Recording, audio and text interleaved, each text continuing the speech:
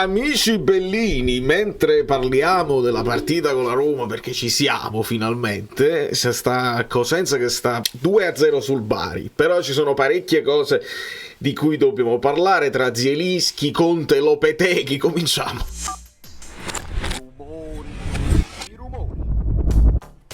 Allora, bene non aver fatto ipotesi di formazione ieri, perché adesso sappiamo col report dell'allenamento che Zielinski non ce la farà e quindi andiamo a fare delle ipotesi. Benvenuto Maximus 3 e benvenuti a tutti i nuovi iscritti. Vi potete iscrivere al canale perché all'interno poi dei video ci sono sempre degli spunti. Io non ho voluto mettere Conte in copertina di nuovo, però dobbiamo parlarne perché si sta creando una situazione tossica, una situazione un po', come vi dicevo, sclerotica in generale tra i tifosi social, e ne dobbiamo parlare. Lasciate un like se Conte non va al Milan, non lo so, lasciate un like a prescindere, magari smuove le acque. E prima di parlare di Conte andiamo a capire col report dell'allenamento cosa ne sarà di noi, perché la squadra eccetera eccetera successivamente. Insomma, Olivera è tornato in gruppo, ovviamente è appena tornato in gruppo, quindi non lo immaginiamo titolare contro la Roma, però verrà convocato, andrà probabilmente in panchina. Zielinski ha svolto terapie per una lesione di basso grado al gastrocnemio mediale della gamba sinistra occorso nell'allenamento di ieri. Terapie per Gollini, quindi confermato l'infortunio di Gollini, e abbiamo il nuovo infortunio per Zielinski. La gastro, il polpaccio, per capirci. Mi sono andato a studiare un pochino la situazione. Potrebbe essere in pazienti con lesioni non strutturali, il recupero avviene in circa 14 giorni. Potremmo anche averlo salutato Zielinski, cioè nel senso che può recuperare magari in 14 giorni. Questi sono atleti, probabilmente puoi recuperare, però c'è quasi il dubbio che non lo riusciamo nemmeno a salutare. Vediamo cosa succede, perché comunque Calzona le ultime partite Traoré lo ha messo in naftalina e stava utilizzando Zielinski, anche nella ripresa non entrava Traoré, e quindi dobbiamo fare un po' di ipotesi, ed è presto detto, quindi non c'era dubbio con Meret e Gollini a prescindere dall'infortunio, e lo sappiamo. Non credo, Nathan, questo sarebbe, nessuno gliel'ha chiesto. Ecco, tra le domande non fatte a Calzona, siete stati bravi nei commenti a sottolinearlo nel video di ieri, ci sono state parecchie domande non fatte, però purtroppo questo è una poteva essere, ma veramente hai sostituito, te l'hanno chiesto i ragazzi? Ovviamente è una domanda a cui non puoi rispondere con onestà, però capisci magari dal body language, dal modo in cui ti rispondi, non fai. Juan Jesus me lo immagino titolare ancora una volta, e immaginiamo il ritorno di Mario Rui qui. Poi c'è Traoré, ma ci arriviamo alla questione di Traoré. Il ritorno di Rachmani anche ce lo immaginiamo, e il capitano sulla destra. Mazzocchi, tutto quello che volevo, ma giocherà. Di Lorenzo si chiede ancora uno sforzo a Lobotka, e probabilmente, con tutta probabilità, sarà ancora Anghissà al centro del villaggio. E qua dobbiamo capire se Traoré è la scelta naturale al posto di Zielinski per avere un minimo di qualità in più, oppure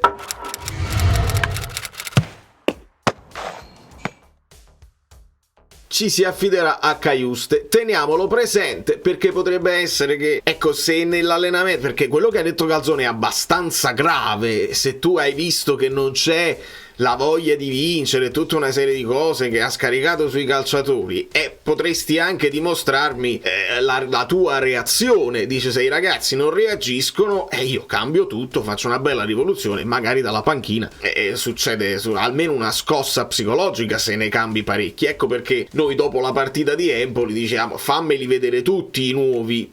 Però non credo che arriverà il momento di Dendoncker, e quindi capiamo se Traoré se Traoré si è comportato bene in allenamento, e che lui ci ha detto non si sono allenati benissimo, però si sono allenati meglio nell'ultimo periodo.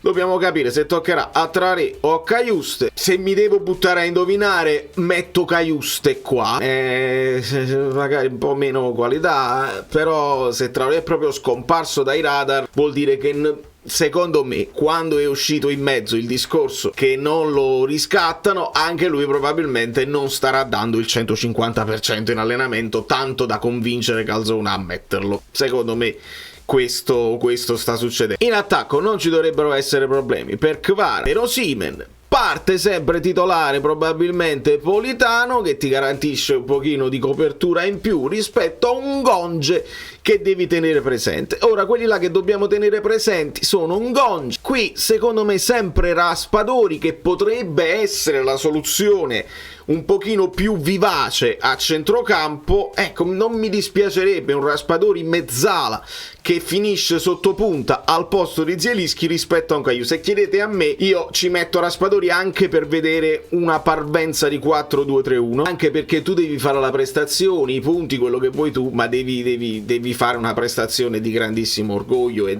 di voglia. Stai davanti ai tuoi tifosi, i tifosi dovete fischiare, pretendo di fischiare. Se parti già con una formazione che infonde coraggio alla tifoseria e a quelli che vanno in campo, già potrebbe essere una grande cosa. Quindi Raspadori e basta, non credo che ci siano altre cose. Ovviamente la possibilità Lindstrom, ma anche lui utilizzato pochissimo, non credo ci siano chance dall'inizio per Simeone, che viene buttato negli ultimi minuti. Insomma, questo è, ragazzi, purtroppo questo è. Andiamo a vedere cosa ci dice il fantacalcio per quanto riguarda la Roma. Ecco qui, vediamo il Napoli porta Mario Rui, porta Traoré, il fantacalcio al 60%, è sempre il solito trittico d'attacco. Poi vediamo chi se la gioca con Traoré secondo il fantacalcio. Abbiamo 55 Caiuste, 60% Raspadori, ma quel 60% è la percentuale che entri in campo. E vediamo un attimo la Roma. Nei giallorossi restano da valutare le condizioni Smalling e Lukaku. Mister De Rossi non può disporre di Paredes e Llorente causa squalifica. Al centro della difesa occasione per Hausen con Mancini, in mediana spazio a Bove con Cristante e Pellegrini, il tridente Staffetta, Azmoun, Abram al centro, tenete presente Abram, ali offensive El Shaarawy e Dybala. L'argentino rimane favorito per una maglia titolare su Baldanzi, anche se il tecnico gestirà la gioia in ottica della sfida di giovedì in Europa League. Ecco, loro vorranno, immagino, una squadra che vorrà attaccare forte subito, magari per fare, se gli va bene, fanno un gol all'inizio, poi gestire le forze e quindi fare parecchie sostituzioni. Così la leggo la partita. Angeligno, terzino sinistro, un mio pupillo che si è perso un po' per strada, ma che ha una qualità di calcio superiore e non è nemmeno vecchio, attenzione. Svilar, grande rivelazione della gestione dei rossi. Insomma, in conclusione volevo fare una riflessione con voi per quanto riguarda il toto allenatori, perché io ho scritto questa roba qua. Se non ci fossero stati i rumors su Conte, che oramai era diviso tra Napoli Twitter e Milan Twitter, i milanisti sarebbero così compatti contro Lopetegui? Ho una paura fottuta. Se ADL non porta Andonio, l'ambiente Napoli va in autocombustione. Allora, già si era creato il discorso o Conte o niente, o Conte o fallimento, o Conte o muerte, per quanto riguarda Napoli, perché è quel nome che ti dà un pochino di ti accende la fantasia, ti dà speranze sul mercato, perché sappiamo che Conte vuole dei giocatori. Non penso che Conte accetti Nathan e vada all'inizio della stagione con Nathan titolare, è difficile da immaginare. Quindi ti accende la fantasia, e visto che ADL lo ha cercato con insistenza, ha ricevuto dei rifiuti che noi speriamo che sono dei rifiuti perché in corso d'opera non entra, ma poi con il progetto se comincia dall'inizio è un altro paio di maniche. Il fatto di non avere le coppe potrebbe piacere a Conte, ed ecco perché probabilmente noi vediamo ma quelli non hanno l'orgoglio, non stanno. Invece no, gli ha chiesto proprio la società: non andate nemmeno in Conference League, perché a Conte non ci piace, nella fantasia generale. Però non è proprio, è inventata come cosa, però non è proprio non plausibile. Insomma, si è creata questa cosa che per me, e non lo so se l'ho spiegato così, ma lo ripeto, cerco di ripeterlo bene, ha creato un cortocircuito futuro che praticamente, se non è poi Conte, chiunque arriva viene accolto con scetticismo e viene accolto con quella cosa che se perde una partita o se pareggia una partita,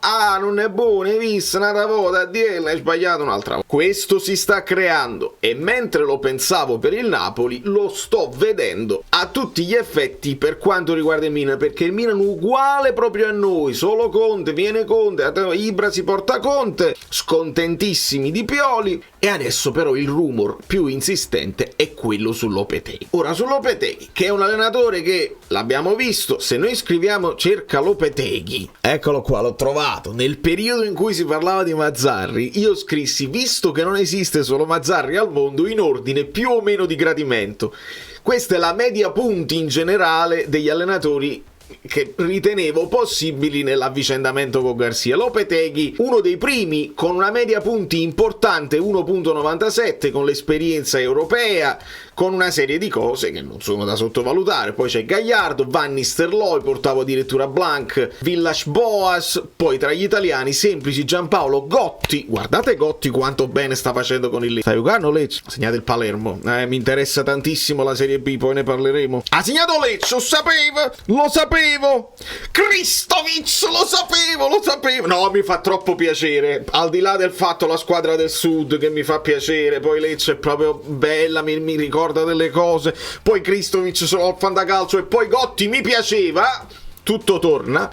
Nicola, pure Nicola fa abbastanza bene, e vediamo a parlare di questo rispetto a Mazzarri. I tifosi del Milan sono alla canna del gas per Lopetegui, e al momento stanno addirittura rivalutando altre ipotesi via Pioli.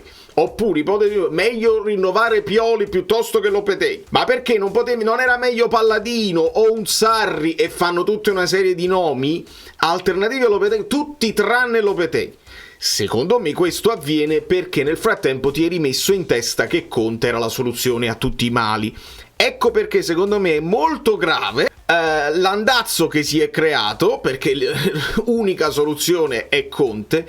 E se il Napoli non affonda il colpo, chiunque arriva, ragazzi, si crea lo stesso ambiente, ed è pericolosissimo, perché poi se la società è forte e protegge e sa come proteggere, come si è fatto con Sarri all'epoca che cominciò malissimo, allora bene, noi ovviamente faremo analisi obiettive il più possibile, oggettive, e vedremo se il nuovo allenatore è così. Ma Conte è l'unico che può cominciare anche così e così, e la piazza gli dà un po' di credito perché il nome Conte. Poi dobbiamo ragionare sul fatto che il nome Ancelotti andò benino il primo anno, senza infamia e senza lode, un secondo posto mai in discussione il primo e mai in discussione il terzo, e poi non andò bene. Quindi non è detto che il nome ti garantisce il mercato, e non è detto che il nome ti garantisce la stagione. Però siamo nel momento in cui abbiamo bisogno di una svolta anche di entusiasmo da parte della piazza, e quindi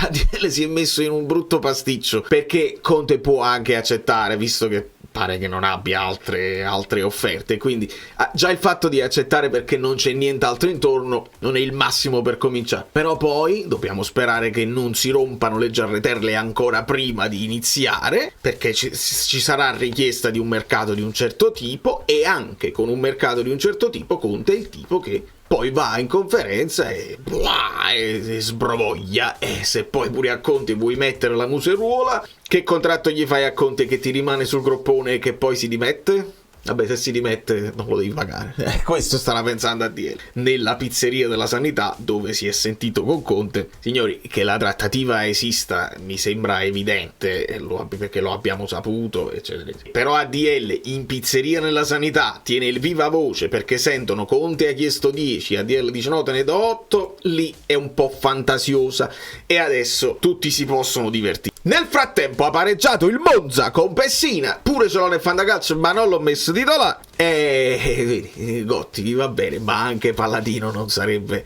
un nome cattivo, solo che si è creata questa situazione qua, e adesso ADL deve portare Conte. Facciamo un sacco di visualizzazioni con Conte, come youtuber è la soluzione migliore. Come tifoso del Napoli ho un po' paura che possa non funzionare, però dobbiamo aspettare, e vorrei nel frattempo chiudere bene, perché chiudere bene aiuta l'inizio della prossima stagione, perché non possiamo pensare che ne vanno via 25 e ne entrano 25. È bene chiudere bene con qualcuno che si merita di rimanere e ha già la testa, che ci dimostri che ha già la testa per ricominciare alla grande l'anno prossimo. Insomma, questa e quanta. Visto che per il Cosenza ha segnato Tutino, tra l'altro, e anche un Mazzocchi che non è il nostro, voi nei commenti mi fate sapere come è finita, perché poi se pure il Bari è proprio l'annata a 1001 notte per tutti i De Laurentiis, e non benissimo, quindi speriamo di chiudere bene, di ricominciare un poco meglio. Da New York, Valerio Fluido è tutto, niente live oggi, ma domani siamo nella logica, guardiamo la partita, facciamo la reaction e poi andiamo subito live, perché ne dobbiamo parlare insieme, eh?